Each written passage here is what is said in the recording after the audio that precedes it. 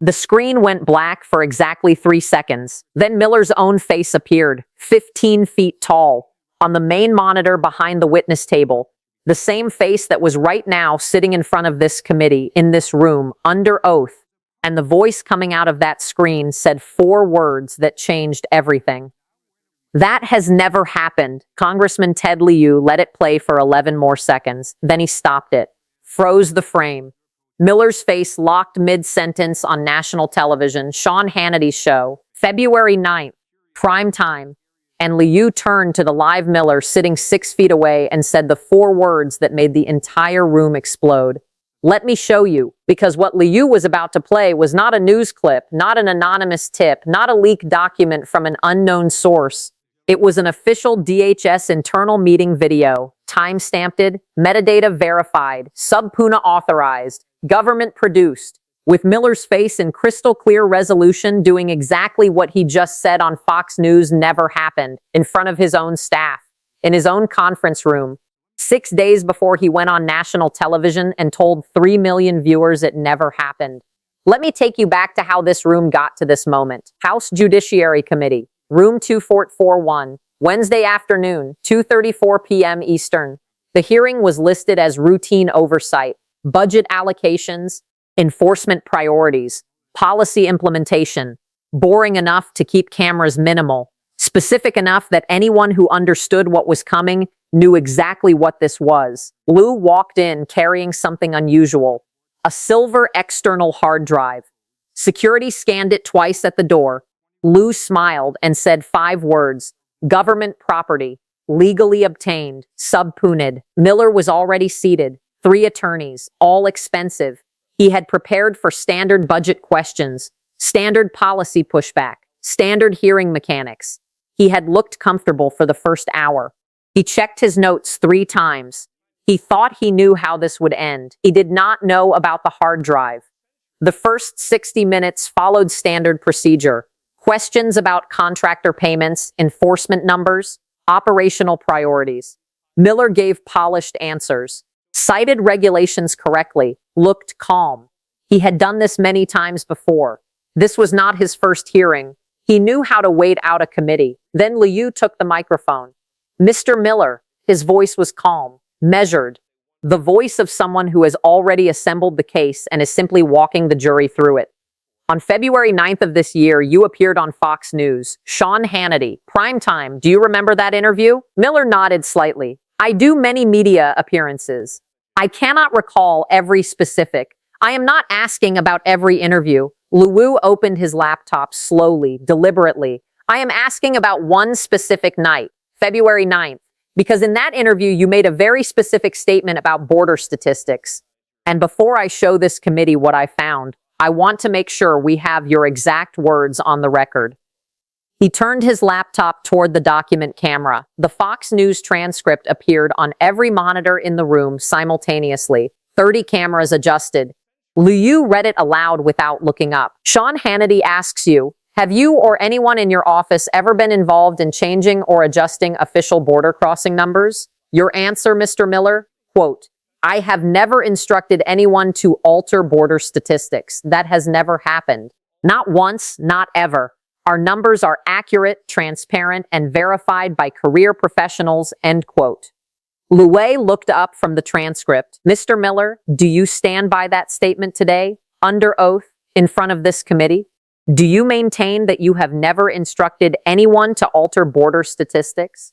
Miller leaned forward. Absolutely, Congressman. That statement is accurate. I have never instructed anyone to falsify data or manipulate statistics in any way whatsoever. Lieu closed his laptop. Then this should be very easy to explain. He picked up a small remote control, nodded to the AV technician. The lights in the room dimmed slightly. The main screen behind the witness table flickered to life. And what appeared on that screen made every journalist in the room reach for their phone at the exact same moment. It was not a news clip, not a recording from an unknown source. It was an official DHS internal meeting video. Date stamp visible in the upper right corner, February 3rd, 6 days before the Fox News interview. Location stamp directly beneath it, DHS Office of Policy, Conference Room B, and sitting at the head of the conference table, clearly visible, face unobstructed, was Stephen Miller. The audio was perfect, no static, no compression artifacts, no ambient noise interference. Miller's voice came through the room's speakers with complete clarity. We have a problem with the current reporting structure. The actual encounter numbers are creating a narrative problem. We need to adjust the methodology, not falsify. Adjust. Use the policy discretion we have to present the data in a way that supports the mission. A voice off camera. One of the staffers, female. You want us to change the numbers we report to Congress? Miller's response came immediately. I want you to use the alternative calculation method we discussed, the one that accounts for procedural removals differently. It is still accurate, it is just framed better.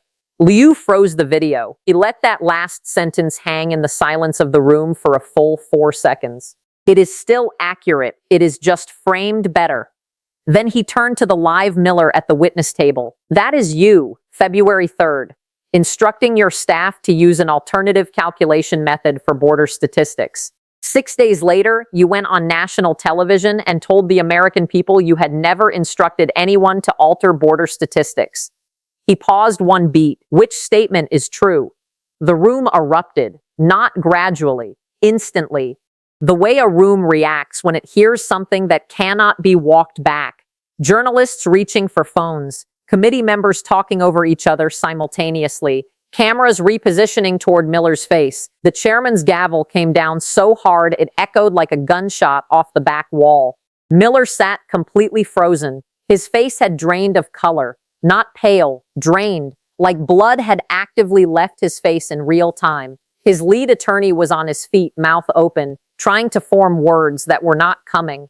His second attorney had both hands pressed flat on the table in front of her, eyes closed. But Lieu was not done. He pressed play again.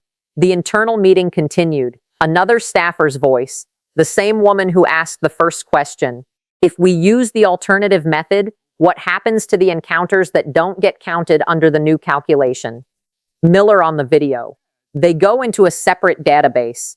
Internal use only, not for congressional testimony. The woman again. Is that legal, Miller? It is policy discretion. We are not hiding data, we are organizing it appropriately.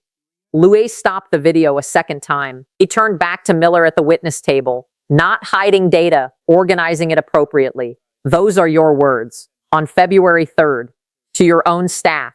Then he set down the remote and picked up a single sheet of paper. Mr. Miller, that Fox News interview was not the only time you made this claim. Between February 9th and March 15th, you made 11 separate public appearances. Fox News 3 times, Newsmax twice, a Bannon podcast, a Hugh Hewitt radio interview, a CPAC panel, and in every single appearance, you repeated the same line. Never instructed anyone to alter statistics. Never happened. He held up the paper.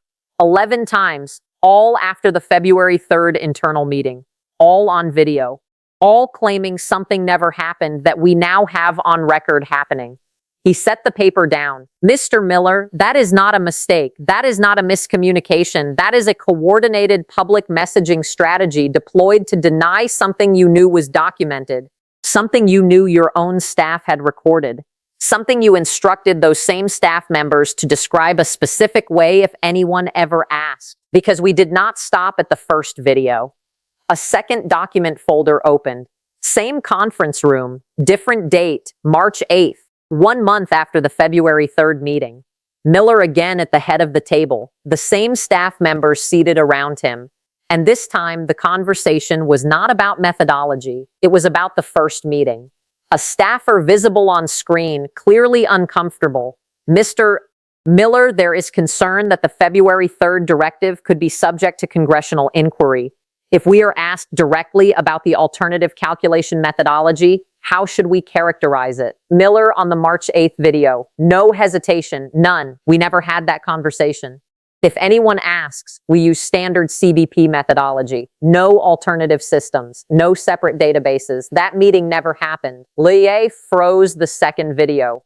He looked at Miller for a long moment before speaking. That meeting never happened. Your words, March 8th. To your staff. About the February 3rd meeting where you ordered alternative calculation methods and a separate database hidden from congressional testimony. He took one step toward the witness table. On March 8th, you told your staff to deny the February 3rd meeting ever occurred. On February 9th through March 15th, you told the American public on 11 separate occasions that the underlying directive never occurred. And today, minutes ago, under oath in front of this committee, you told me personally that your Fox News statement was accurate and that you had never instructed anyone to alter border statistics. They stopped walking. Mr. Miller, that is 3 separate layers of denial. Denial to your staff about what to say, denial to the public on 11 occasions across multiple platforms, and denial under oath in this room today. There is a specific federal statute for that. It is called 18 U.S.C. 1001, false statements to federal investigators and congressional committees. There is another one, 18 U.S.C. 1505, obstruction of congressional proceedings, and a third, witness tampering under 18 U.S.C. 1512, because March 8th was not a staff meeting. March 8th was instruction to potential witnesses about what to tell investigators if asked. Miller's attorney stood immediately. Objection, my client has not been charged with any crime. And these characterizations, this is not a characterization. Lieu did not even turn toward the attorney. This is evidence, government-produced evidence, metadata verified, subpoena authorized. 2 separate videos time-stamped and entered into the congressional record as of this moment. He turned to the committee chairman. Mr. Chairman, I move to refer this matter immediately to the Department of Justice for criminal investigation into potential violations of 18 U.S.C. 1001, false statements, 18 U.S.C. 1505, obstruction of congressional proceedings, and 18 U.S.C. 1512, tampering with potential witnesses. I further move that the DHS Internal Communications Office be placed under document preservation hold pending DOJ review. The motion was seconded before Lieu finished the sentence. The chairman called for a vote. It passed unanimously. Miller's face went white. Not pale, white. The kind of white that happens when someone realizes that the thing they were most certain would never surface just surfaced in front of 40 cameras and a congressional record that does not get erased. Lieu gathered his materials, closed the folder, picked up the external hard drive, and held it up one final time facing the cameras. 2 videos, 2 timestamps, 11 public denials, 1 oath broken in this room today. The videos exist, the metadata is verified, the subpoena chain is clean, and every one of those 11 public appearances is on record with dates, platforms, and transcripts attached. He looked directly at Miller. On February 9th, you told 3 million viewers this never happened. On March 8th, you told your own staff this never happened. And today you told this committee under oath this never happened. The problem is that it did happen. We have the room, we have the date, we have the timestamp, we have your face, we have your voice. And now we have the DOJ referral. He set the hard drive down on the table in front of the committee. That is not a mistake. That is not a miscommunication. 11 times across 9 weeks is a pattern. And federal prosecutors are very good at patterns. Subscribe now and turn on notifications. Because the DOJ referral has been filed, the document preservation hold is active, and the DHS staffer who made the decision to preserve that March 8th recording and hand it to investigators is someone we will be hearing from very soon. This documentation trail does not end here. It is just beginning.